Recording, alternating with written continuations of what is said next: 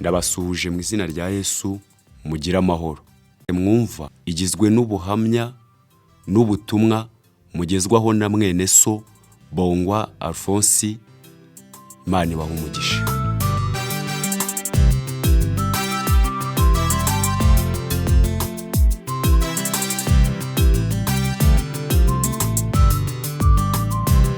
Isi y'ibibazo tugiye kuyivamo, inuma z'integuza zirimo zirataka zitwire ku rurembo, tugiye gutahamo bagenzi twiboneze umwamara tabaye. Iyi si y'ibibazo tugiye kuyivamo, inuma z'integuza zirimo zirataka zitwire ku rurembo, tugiye gutahamo bagenzi twiboneze umwamara tabaye. Ngiye gushima Imana ku bintu bitatu Imana yankoreye. Icya mbere, ubuhamya bwanjye bugizwe n'ingingo eshatu. Igice cya mbere kigizwe n'uburyo, no kuvuga uburyo nari ikimuga cyagendeshaga amaguru n'amaboko, Yesu akaza kunkiza akangirira neza. Igice cya kabiri ni uburyo nari uburozi, marayika w'Uwiteka Imana akaza kunkiza ubwo burozi, abaganga barananiwe.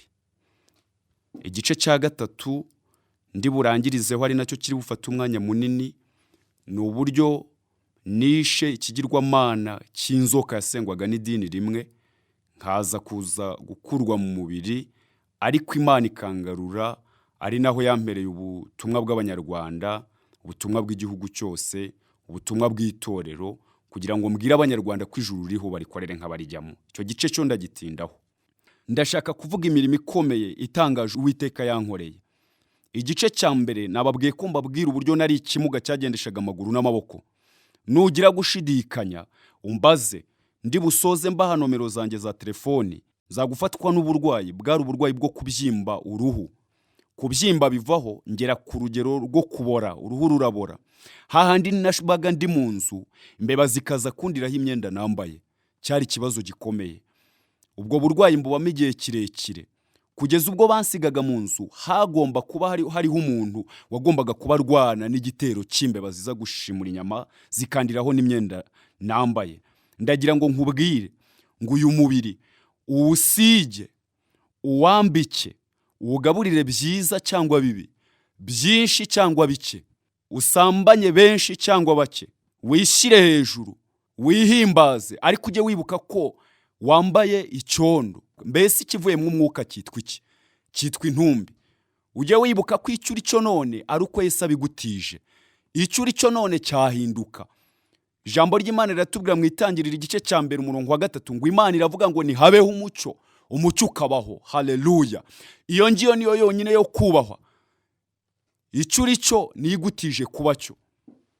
Ndagira ngo mbabwire bene data, nabaga ndi mu nzu, naba ndi mu nzu imbeba zikaza kundiraho imyenda nambaye. Naba ndi mu nzu imbeba zikaza umubare mwinshi cyane, zikaza zinshishimura zirya inyama.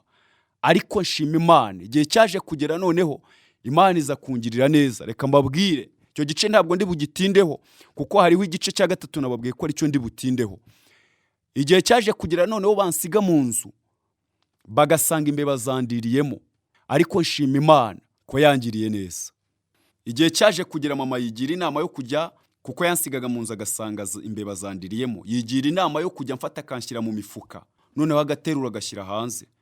Niba ari mu gitondo agashyira ku zuba, mujya mubona aho banitse indagara mbisi, birya byose mujya muhabona. Ubwo abaturiye ikiyaga bo murabyumva cyane, ariko utagituriye nawe ajya bibona. Harya ahantu haba hari indagara mbisi harangwa n'isazi, imibu. Ibyo nibyo byabaga biri ku mubiri wanjye. Akamfata agashyira muri iyo mifuka, bagaterura bagashyira hanze. Ntangira kujya noneho ndabora, ngera hahandi ingingo zose zihinamirana. Ntangira kujya ngendesha amaguru n'amaboko. Intugu byageze ubwo amagufa y'ibitugu asohoka.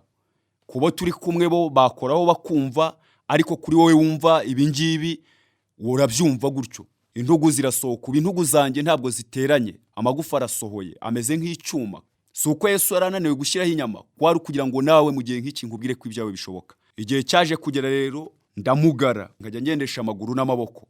Iyo nageragezaga kunamuka numvaga ku bitugu byanjye ari nka toni, ariko igihe cyaje kugera nkajya nitoza kujya ngenda, nagenda bikananira. Nagerageza guhaguruka nkumva mu bitugu ni nka toni, ariko nshima Imana ko yangiriye neza. Ubu ndimo mvuga, kubandeba mfite umubiri muzima, kubanyumva namwe mu byumve gutyo. Imana yacu irakora kandi irakiza. Ubu ndi muzima. Igihe cyaje kugera Imana iza kunkiza, inkiza ibyo bikomere byo ku mubiri kandi nkiza n'ibikomere byo mu mutima. Imana yangiriye neza, abo turi kumwe murabireba, abandi murabyumva. Yesu yangiriye neza. Niba hariho abantu bashobora kwiruka ibirometero byinshi ndimo, ariko hari igihe nigeze kujya ngendesha amaguru n'amaboko. Ibyo ntabwo nkwemeza, si n'ikinyoma, ahubwo ndagira ngo nugira gushidikanya uzantelefone ubimbaze neza. Kandi hari naho byabereye. Icyo gihe nasengeraga muri paruwasi ya Bigutu mu cyahoze cyitwa Cyangugu, ku mudugudu bita Rwintare. Nugira gushidikanya, aho hari abakristo bansuraga ndi ikimuga, ariko Imana ishimwe kuko yangiriye neza. Icyo gice ntabwo ngitindaho, navuze ko nkivugaho nihuta. Icyo gice ndakirangije.